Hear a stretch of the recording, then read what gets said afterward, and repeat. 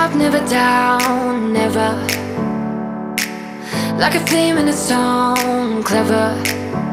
Feeling high, feeling low at the same time. Feels so right, then I'm wrong, hoping I'll be fine. But I get up, I always do. Hello everyone and welcome back to my YouTube channel. I just thought I would quickly do the introduction to part 3 of my What Has Happened to Me and Why I'm in Hospital vlogs. If you haven't watched part 1 and part 2, I will link them down below. But on part 2, I had got up to the point of saying that the doctors had told me I had SIBO and was treating me for SIBO, and I think I had got to the point where it started to affect my gastroparesis and things like that. So this is going to be the 3rd part, and there is also going to be a 4th part, but that should be it. I explain why there's going to be a 4th part at the end of this video, but just to like sort of say it gets a lot more complicated, and in part 4 is when I get a diagnosis and new things happen. It's really complicated because so much has happened in the past few weeks to me, that it will all be explained in part 4. But because I didn't want it to be like so confusing and so much information all at once, because it's like months worth of my life, I couldn't squeeze it into 3 parts. So this is part 3, explaining a few more things that happened to me. So I hope it's starting to like all come together now once you've watched this video. So enjoy. Obviously we thought I had SIBO but got over it, but I was still suffering. So the doctors sort of came to the conclusion that I had this overgrowth of bacteria and it had impacted my gastroparesis and made my gastroparesis worse, and we had to figure out whether this was my new normal or whether I was in a flare or something like that. But basically, how are we going to deal with it from this point onwards? Lots has happened. I have just got over my bowel infection, which is really great. I am having like no pain in my bowel whatsoever anymore, which is really great. However, my stomach, which they believe has been impacted by my bowel sort of bacterial infection, whatever you want to call it, has really been bad. My vomiting over the past like 3 weeks has been like 20 to 25 times a day.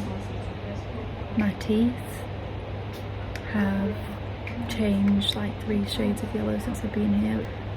Half my tooth fell out last week, which I'm not sure I've already told you about. I am now back on pump feeding instead of bolus. My dietitian changed me onto a different type of feed to see if I would start absorbing everything again. I don't think I have gained anything. I am at a dangerous weight, as the consultants have advised at the moment. I cannot lose vomiting anymore. Having to have like a pile of sick balls and measure it. Having to be a second to sick ball is disgusting. So I am on potassium at the moment, and also connected to my pump way, which is on my stand there. My brother got me some lovely flowers today. It's just been a tough week, and I just want things to be over. So my sickness was just absolutely horrific, and when I say horrific, I mean 25 to 30 times a day, maybe roughly around them. My teeth had started to fall out at this point, so I think in total now I've got 3 of my teeth on my upper set.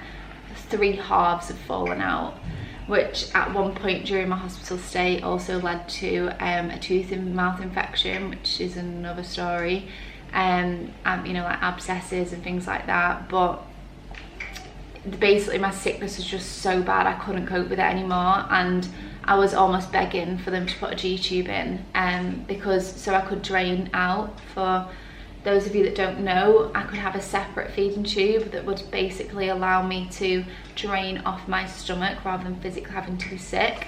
So I was pretty much begging for it, and eventually they did actually agree to do it. They did tell me they was going to do it as an outpatient, but I kept telling them, like, I'm here now, please, please, please do this. I cannot do this anymore. So they eventually did manage to do that. Okay, so I've just sort of like come round from the sedation, and I've got my new tube in. The pain is okay. A lot different than my J, the fact that I've actually managed to walk myself to the bathroom. When I breathe, it hurts. Like, when my muscles breathe in, it tenses my stomach and it keeps sucking the tube in, which really hurts. But the fact that I've actually managed to pull myself out of bed, like, don't get me wrong, it was difficult, but I've managed to do it. They said that everything went fine. It went really well. They said that I bled quite a lot, which they struggled to contain at first, I think, but they managed to get hold of it. However, I'm on blood thinners because I've been in hospital, so that's probably why. Whew. But yeah, so I've changed my top, but I think there's some blood in it, so I'm going to have to change it again before I go to sleep. And I'm just so happy it's over and done with. And let's just hope each day I can manage my symptoms a hell of a lot better from now on, and I can go home soon. Because this hospital stay has been too freaking long, honestly. So yeah, overall, like I said, doing good, doing well, glad it's been done. Probably going to have some pain relief to control it tonight, and we'll see how we are tomorrow. I have actually recorded some footage about my G-tube sort of like procedure and insertion, so I might do a separate video like just on that itself, because I did record quite a few things for that, and I don't want to make this video into literally like a movie length, so I think I might do another video just on that. So yeah, I basically had this inserted during endoscopy, and while I was down there they took some aspirates off my bowel to sort of test for any bacteria or overgrowth, see if the SIBO was still there, and they also said that during this procedure, obviously they saw my stomach and they said it was literally massive.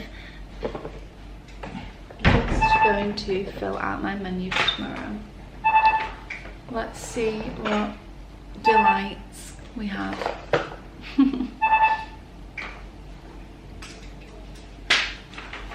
Literally nothing on that I like anymore, but hey ho. So yeah, they basically told me, I was talking about my G-tube then, while I was having my G-tube sort of procedure, they told me that my stomach was gigantic. They said it took them ages to find a safe spot to put it because my stomach was that large and floppy and basically like a big bag that didn't do anything, that it was basically touching my pelvis. It was that large, and they said that due to me having gastroparesis for so many years that it's got no muscle in it anymore, and it's just basically this big bag in my body that just doesn't do anything. So that was interesting to know. Obviously it doesn't affect or change how my gastroparesis is. I've known about that for years. It's just sort of interesting to know that's what it's done now. But yeah, so they took some aspirates in my bowel to test for this SIBO, and it would take like a few, sorry if you hear some fireworks, said it might take like a few weeks for that to come back. So at this point, again, I was still losing weight, so my dietitian had decided to actually change me from Ensure bolus to I think it's called Vital 1.5 feed, and to go on it via my pump rather than my bolus. So rather than giving my body all of this feed all at once, let's try and like slowly drip it in. And the Vital 1.5 feed was supposed to be really great for bowels to absorb. It's quite light and it was just supposed to be easy, so we tried that. My dietitian changed my feed today to, it's supposed to make it easy for my bowel to absorb it. It's getting very draining now, emotionally and physically. part of my tooth also fell out last week. So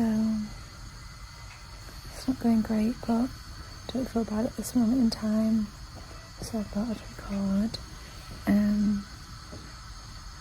But it's actually 10:30 at night, so the day's gone. And I think at this point I was having 2,400 calories every single day and still losing weight, which was obviously a very, very large concern. I was having a lot of potassium given to me via IV and oral. I was having, it's like Sandicay it's called, it's just a dissolvable tablet, and a medication called KCL.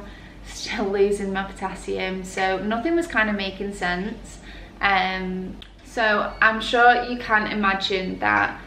Obviously I know this is like a massive overview over everything that sort of happened. I don't know, my camera's been blurry this whole time, but as you can imagine, like, this is a long this is over the space of like 2.5 months at this point. Obviously I'm really concerned about myself. I'm just losing so much weight, nothing's making sense. I'm away from work. I was just so sick, and I just felt like I'd started to sort of like not give up, because I feel like I've quite remained as positive as I possibly can, but I was just getting more upset. Hello, sorry, just giving them my menu back. But yeah, I was just getting more sort of like upset and frustrated, because I felt like something was really wrong with me and they didn't know what was wrong, and I just didn't understand why nothing was making sense. But yeah, so this was over like obviously a long period of time. I was on the new feed, I was having so many calories a day, and I was still losing weight. But at this point, this is when the doctors and dietitians basically said that they'd managed to control my potassium a bit, because they was giving me 20 milligrams of KCL potassium via my tube 3 times a day. And I had like extra supplements in, like loads of random meds as well, and we were seeming to keep it between 3 and 3.5, which is okay. The minimum it should be is 3.5, but you know, anything for me from 3 to 3.5 was seeming as though I was okay and functioning on that. And we keep seeming like it was dropping, like one day it'd be like 3, the next day it'd be 3.5. It was ranging between that, so we was managed to sort of stay in as much control of that as possible, and my weight had stopped drastically dropping. It was still dropping a little bit, but not really bad. But I think at this point I'd been in hospital for about 3 months, and the doctors just basically decided that they wanted to send me home, because they wanted me to be in my home environment, you know, have better night's sleep, and basically be under strict monitoring at home by the dietitians. You know, if I lost any more weight, I'd need to come back in, and equally I'd need to be going for blood tests twice a week. The minute it would drop, they would obviously get me back on potassium bags in hospital, but they just thought at this point I needed a break, I needed to be at home, so they decided to discharge me, which I was really quite happy about, because you know, my symptoms had died down in regards to the pain, like I said, and the squelching of my bowel, but the sickness was now being a bit more controlled by my G-tube. So they decided to let me go home at this point, which was all well and good for a few days before I ended up back in. But what I think I've decided to do is just stop the video at this point, because this was sort of the first half of what's happened to me. Now, I am so sorry if none of that even makes any sense, because even for me, the past few months have been that much of a big blur. I still feel like I'm still processing everything that has happened to me, and sort of like just processing like everything, because it's been so hard and stressful for like not just me, not just my family, just like everybody that knows me. And it's been hard being away from work and not being in any form of routine, and just living with strangers for months on end. It's been horrible. But I'm gonna stop the video here just because obviously it's so long already, and this is just sort of like the first half of my journey because it was the first time I was in hospital. Now I did get home at this point, like I've already said, and I'm sure you've very much gathered that I've ended up back in, which when I do my next video I'm gonna explain this admission stay, which has still been like way over a month. It's probably about 6 weeks something, but it almost feels like I've never been home, and I feel as though this admission, there is a lot more sense to everything that's happened to me. I now have a formal diagnosis, and yeah, everything's just gonna make maybe a bit more sense in my next half of the video what's happened. But now I have my official diagnosis, which you'll understand in my next video. I am hopefully not going to spend too much longer here. I have a lot to take in, and my life's going to be very different sort of moving forward. I'm sure you've already gathered from what you've seen behind me. I am on TPN, which will be explained in my next video. That keeps beeping, which is really annoying, is potassium. Just dropped to 2.8 this morning from, I think it was like 3.2 yesterday, so they just had me on back just to get me back up. But yeah, it'll make sense in the next video. But I just want to say thank you so much to all of the comments on my last video. I don't know if that fireworks is going to be really loud, but these past few months have been, like I said, really difficult, and I feel like it's all such a blur. I feel like I started to sort of lose sense of who I was and losing my personality because I was just in this situation all the time. It really does drain you, and the whole hospital environment itself is draining enough, and then when you've got things going on, it's been hard. But reading all of your comments, I literally just cried my eyes out when I was reading them. It was just so nice of you, and I'm really going to be glad to be back on YouTube and posting videos and doing what I was before, you know, like raising awareness for all of these conditions and everything that people with chronic illnesses that have to go through. And there's just so much research needed into so many of these conditions, as has been clearly evident in my hospital stays, and it will happen, we will get there. But I'm just so excited to getting back to doing what I was doing before and connecting with you guys, and you just really keep me going most of the time, and I'm just so grateful for this. It's not even a big platform at all, but it just is such a great hobby for me, and I enjoy doing it and enjoy speaking to you. So I'm looking forward to getting back to that and getting back to being home with James and the dogs and my parents and just my family, everything. I can't wait. So just really wanted to say thank you, and I am going to close off this vlog now before I literally don't stop talking because I've not spoken to anyone properly for months, and I'm going to have to shut off before I carry on. Okay everybody, so that was the end of part 3. As I explained in the video, the next part really has so much info in, and it gets so much more complex, and everything makes sense in the next part as to everything that's already happened to me. You might be quite surprised and shocked at a few of the things, which I tell you now I am. But yeah, I hope part 3, a few more things have come together for you and make a bit more sense. And in part 4, like I said, we'll just conclude the whole thing and put everything together, but it will make more sense when you watch part 4. So yeah, thank you so much for watching, and again for all of the continued support. I'm hoping that as each video that I upload to you and speak to you, I'm closer and closer to getting home. So fingers crossed, by the time, you know, I actually post part 4, you never know, I might be at home, I don't know. But yeah, thank you so much for watching part 3, and like I said, just thank you for all the support. Honestly, it means a lot. So I'll speak to you all soon. Bye.